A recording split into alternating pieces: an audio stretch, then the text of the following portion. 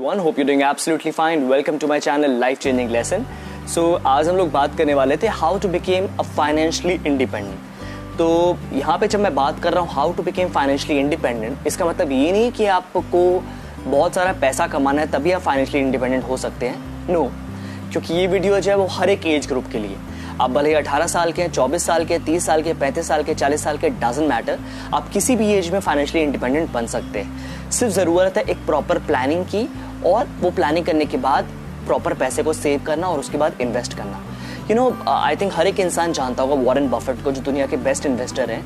उनका कहना ये है कि आदमी जो सक्सेसफुल होता है, या फिर in the other terms if I मैं बोलूँ कि वो ज़्यादा पैसा कमाता है, वो इस बेस पर नहीं कमाता है कि वो कितना कमा रहा है, वो इस बेस पर कमाता है कि वो कितना बचाता है और उसको सही जगह पे इन्वेस्टमेंट करता है. तो इन्वेस्टमेंट जो है एक बहुत ही ज़्यादा इंपॉर्टेंट फैक्टर, एक बहुत ही ज़्यादा इंपॉर्टेंट रीज़न है लोगों के रिच बनने का. क्योंकि एक मिडिल क्लास आदमी कभी इमेजिन नहीं कर सकता वो करोड़पति बनेगा, लेकिन अगर वो पैसे को राइट जगह इन्वेस्ट करता है तो वो भी करोड़पति बन सकता है. हाँ, investment is a slow process, वक्त लगता है, लेकिन पेशेंस इज़ अ की. अगर आपके अंदर पेशेंस है तो एक ना एक टाइम बाद ज़रूर आप अच्छा पैसा कमा सकते हैं. तो मैं इसमें 5 चीज़ें डिस्कस करने वाला हूँ जो एक फाइनेंशियल प्लानिंग का पार्ट है, जो सेविंग और इन्वेस्टमेंट का पार्ट भी है. तो वो स्टेप बाय स्टेप चलेंगे. तो टू स्टार्ट विद, पहली चीज आती है सेविंग्स अकाउंट. अब सेविंग अकाउंट क्या होता है? सेविंग अकाउंट वो होता है, आप सेविंग अकाउंट किसी भी बैंक में खुलवा सकते हैं. सपोज आपके बैंक में आपका अकाउंट खुला हुआ है, तो हम मोस्टली जब बैंक में अपना अकाउंट खुलवाते हैं वो सेविंग अकाउंट ही खुलवाते हैं, क्योंकि करंट अकाउंट जो होता है वो मोस्टली बिजनेस पर्पस के लिए होता है. तो जब भी हम सेविंग्स अकाउंट खुलवाते हैं उसमें हमें बैंक 3 से 4% तक का इंटरेस्ट देता है. आप जितना भी पैसा डालते हैं सेविंग्स अकाउंट में डिपेंड करता है. और सेविंग अकाउंट में कितना पैसा डालना चाहिए वो मैं आपको बताता हूँ. सपोज आपका एक महीने का खर्चा 20,000 रुपीज़ है, तो आपको एटलीस्ट कम से कम 5 महीने का पैसा, यानी कि आपके आने वाले 5 महीने में जितना खर्चा होने वाला है, यानी कि 20,000 इंटू 5 यानी कि 1 लाख, 1 लाख आपके सेविंग अकाउंट में कम से कम पैसा होना चाहिए.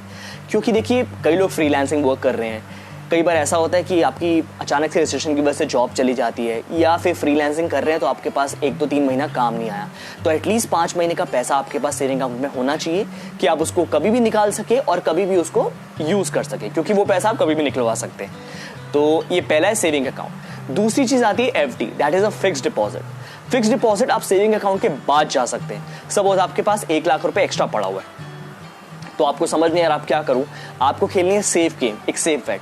तो वो 1 लाख रुपए जाके आप सीधा अपने बैंक में उसकी जाके एफडी करवा दीजिए, क्योंकि एफडी में अमूमन 6 से 7% का आपको इंटरेस्ट मिलता है, और वो पैसा कंपाउंडिंग से और बढ़ता रहता है जितनी लंबी एफडी होगी.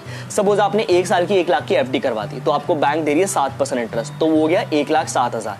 लेकिन वही एफडी जो 1 लाख की है, आपको पता है कि मुझे 1 साल बाद वो पैसा नहीं चाहिए, तो आप 2 साल, 3 साल, 5 साल, 10 साल की भी करवा सकते हैं. और अमूमन 10 साल के बाद वो पैसा ऑलमोस्ट डबल हो जाता है इंटरेस्ट लग के. तो आपके पास जितना भी अमाउंट पड़ा है, 50,000, 1 लाख, 2 लाख, 3 लाख, आप सेफ गेम के लिए एफडी खेल सकते हैं. लेकिन जो एफडी का पैसा मिलता है उसमें आपका टैक्स जरूर कटता है. जितना भी आपका इनकम का रेंज होता है उसके हिसाब से टैक्स जरूर कटता है. तो ये दूसरी चीज हो गई आपकी एफडी. तीसरी चीज आती है जो एक बहुत ही इंपॉर्टेंट चीज है लोगों को ज्यादा पैसा कमाने के लिए, वो है PPF, that is public provident fund. अब पीपीएफ में क्या है, एक सिंपल सा है, PPF is a long investment. उसमें आपको बहुत पेशेंस रखना पड़ता है. वो 1 साल, 2 साल, 5 साल, 7 साल, 10 साल की इन्वेस्टमेंट नहीं है, वो सीधा 15 साल की इन्वेस्टमेंट है. लेकिन एक चीज मैं आपको बताता हूँ, पीपीएफ में आप मिनिमम आप you can start with 500 rupees every year, and maximum you can go for 1.5 lakh rupees. और 15 साल बाद इसमें भी पैसा ऑलमोस्ट डबल हो जाता है. और जब पैसा आपको 15 साल बाद मिलता है तो उसमें आपका किसी भी तरीके का टैक्स भी नहीं लगता है, और इसमें और ज्यादा पैसा कंपाउंड होता रहता है. हाउ? सपोज मैंने 5,000 रुपए की इन्वेस्टमेंट कर दी पहले साल में, फर्स्ट ईयर में, तो 5,000 का मुझे 7% इंटरेस्ट मिला, जो कि हो गया आपका 350 रुपए, 350 रुपीज. तो यानी कि 350 प्लस 5,000, 5,350. तो नेक्स्ट ईयर मुझे जो इंटरेस्ट मिलेगा वो मुझे 5,000 रुपये नहीं मिलेगा, मुझे वो 5,350 जो मेरा बना इंटरेस्ट करके पैसा, प्लस पिछले साल पहला साल जो मैंने 5,000 करवाया था, that is 5,350 plus 5,000, that is 10,350 पे मुझे 7% इंटरेस्ट मिलेगा. एंड तीसरे साल, चौथे साल ऐसा कंबाइन होके इंटरेस्ट मिलके इट गोज एंड गो. तो मैक्सिमम आप लोग इसमें बहुत पैसा कमा सकते हैं, लेकिन इसमें थोड़ा सा पेशेंस चाहिए 15 साल का.